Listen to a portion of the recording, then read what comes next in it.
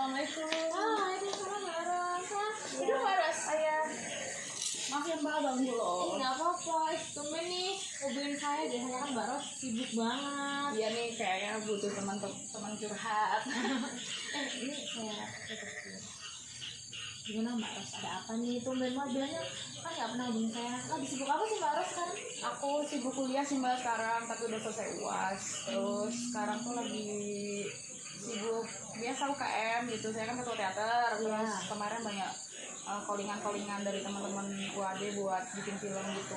Oh, sekarang jadi sangat sibuk ya? Ya lumayan sih, tapi ini lumayan lah kita sibuk. Ada apa nih? Kok bisa tumben hubungin saya? Padahal biasanya nggak bisa dihubungin.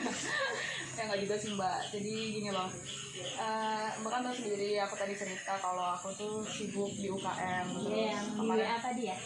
Sibuk di UKM, terus sekarang sibuk bikin film gitu. Nah, saya tuh merasa kayak nggak punya teman gitu loh Mbak di kelas. Jadi kayak teman-teman saya tuh merasa kalau saya lebih suka di organisasi daripada di kuliahnya gitu loh. Kayak gitu. Ya, sebelum kita mulai sesi konselingnya nih, kita bikin kontrak dulu ya Mbak Ros. Oh ya. Ini kan kebetulan kita udah rada malam kan ketemunya tadi.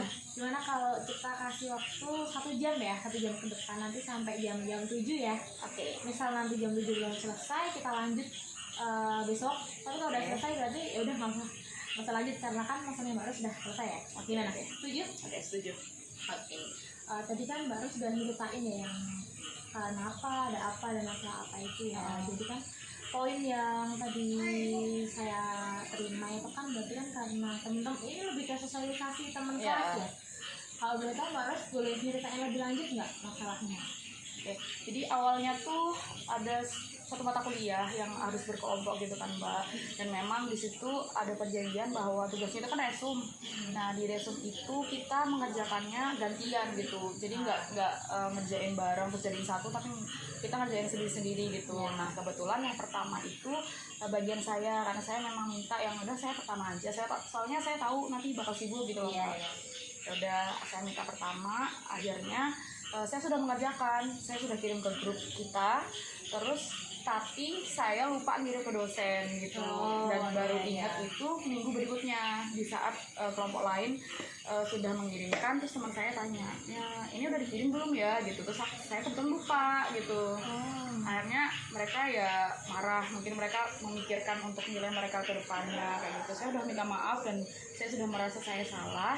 Terus saya juga sudah menghubungi dosen kalau saya minta kelonggarannya agar bisa kasih nilai lah teman-teman saya. Kalau teman-teman saya kasih nilai, saya nggak dikasih nilai nggak apa-apa, yang penting teman-teman saya dikasih nilai. Saya udah kayak nego gitu ke dosennya, tapi mereka itu kayak bener-bener segitu bencinya gitu loh Mbak sama saya. Kayak ya udah saya terima gitu. Nah dari masalah situ kayak semuanya tuh nyebar ke orang lain gitu. Ya mungkin kalau Mbak Bi tahu, ya salah kalau orang-orang gitu kan punya circle terus kayak nyebar-nyebar gitu kayak saya merasa, mungkin nggak semua, tapi saya merasa kayak semua orang itu membenci saya gitu loh. Ya kayak gitu. Jadi cerita yang tadi Mbak Ros cerita ini, saya paham nih Mbak, perasaan Mbak Ros pasti ada perasaan kayak kecewa, sedih, merasa kayak kenapa kok teman-teman gituin aku, padahal kan sebenarnya kan aku tidak melakukan hal yang sebenarnya mungkin Mbak Ros melakukan sebuah kesalahan, tapi bukan kesalahan yang terlalu besar yang tidak bisa dimaafkan. Tapi kenapa kok teman-temannya malah terus menjauhi Mbak Ros, malah kayak terus musuhin Mbak Ros gitu ya? Iya. Untuk kalau dari saya itu yang saya lakukan itu pendekatan namanya penguatan positif itu dari behavioral. Nah itu tuh jadi tujuan dari hal itu tuh kita itu kayak saya tuh menguatkan, memberi semangat gitu untuk merubah salah satu yang mungkin ada miss nih ya kan. Kalau dari yang tadi diceritain Mbak Ros kan yang saya tangkap mungkin ada beberapa waktu di mana Mbak Ros kurang bisa membagi waktu ya. Mungkin karena fokus di UKM atau mungkin karena Mbak Ros tuh kayak apa ya, pas pusing jadinya kayak lupa atau lain sebagainya itu ya.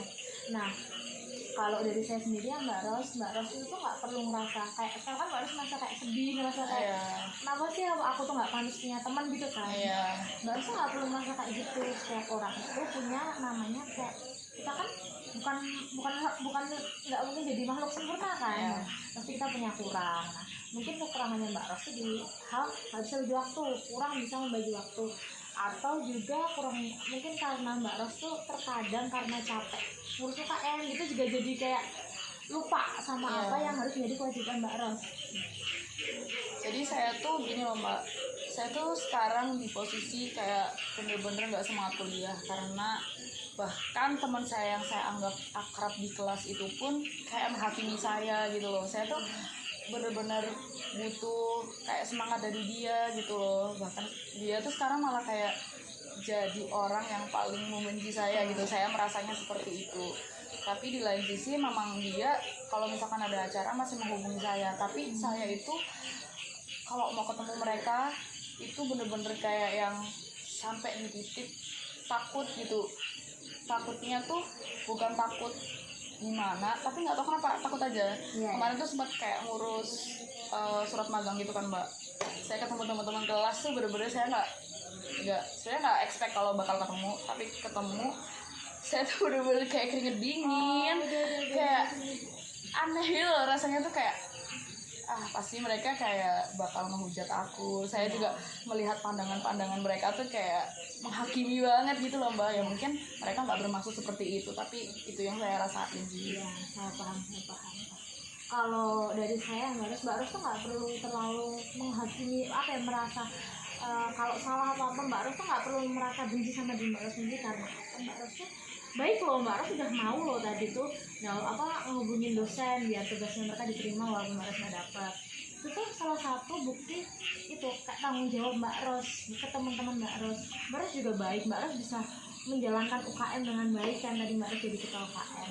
Mbak Ros itu punya banyak kelebihan dan itu bisa menutupi kekurangan Mbak Ros. Jadi Mbak Ros nggak perlu merasa kayak Mbak, kayak tadi Mbak Ros kan WA saya kayak Mbak aku ngerasa down banget ya soalnya teman-teman gitu. Nggak perlu ngerasa kayak gitu. Mbak Ros tuh bener-bener Mbak Ros tuh baik gitu loh. Jadi Mbak Ros tuh harus semangat, nggak perlu ngerasa males atau apa. Mbak Ros harus ingat tuh, orang tua Mbak Ros tuh bangga sama Mbak Ros. Orang tua Mbak Ros tuh di rumah tuh ngarepin yang terbaik buat Mbak Ros.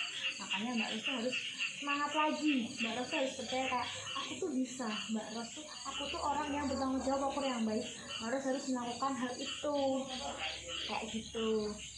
Ya bener sih, mungkin kata Mbak Vivi juga, saya tuh orangnya nggak bisa bagi waktu sih. Memang saya kalau udah fokus ke satu acara atau satu momen, saya nggak bisa mikir yang lain gitu. Mungkin ada jalan keluarnya tuh Mbak Ros bikin reminder, bikin note, atau kayak alarm di HP, dibikin kayak tanggal sekian ini ada mengumpulkan tugas. Jadi nanti kalau Mbak Ros entah miss atau lupa mengumpulkan tugas, Mbak Ros jangan cek di Google Classroom ya sekarang ya, dicek. Oh iya aku belum ngumpulin ya, ini tinggal dikumpulin. Itu kan bisa jadi salah satu alternatif jalan keluarnya kayak gitu ya. Iya. Gimana Mbak Ros nih, masih ada yang ganjel nggak nih, atau udah lebih merasa kayak udah lumayan plong habis cerita gitu? Udah lumayan plong sih Mbak, soalnya dari kemarin saya nggak punya teman cerita gitu loh. Jadi kayak makasih banget ya Mbak Vivi. Saya juga makasih. Jadi inti dari masalah Mbak Ros tadi yang saya terima tuh karena ada satu masalah tentang miss tugas, teman-teman jadi menjadi Mbak Ros.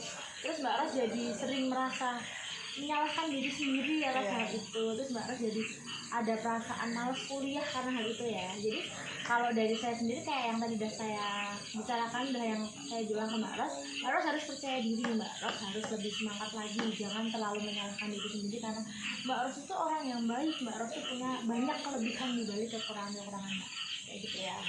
Ya ampun, nggak kerasa udah sejam ya kita ngobrol dari tadi. Makasih ya Mbak Vivi. Saya juga makasih loh, jangan sungkan-sungkan kalau mau kita lagi. Saya pulang dulu ya Mbak, udah dijemput soalnya. Makasih ya Mbak Ros. Hati-hati Mbak Ros. Assalamualaikum.